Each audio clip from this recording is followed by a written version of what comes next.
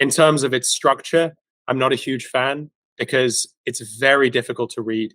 I would still suggest that you read through the relevant parts to understand it yourself, but it functions by looking back at the Companies Act and making amendments to parts of the Companies Act. So looking at the legislation itself, while not looking simultaneously at the Companies Act, is quite difficult to understand the context. From what I understand, if you look at legislation.gov now, you will actually see the amendments that were made by the ECCTA actually incorporated into the edition of the Companies Act that is published. So you will see those already. But Right. I think it's messy. It's also supported by at least 5 or 6 pieces of secondary legislation. There's quite a lot of regulations that were made to do with commencement, to do, for example, with this default address point that we're going to discuss today.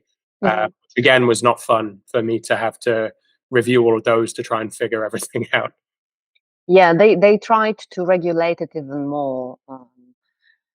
That's my general impression. So more Yeah. transparency, more information about the owners and everything in regard to the companies.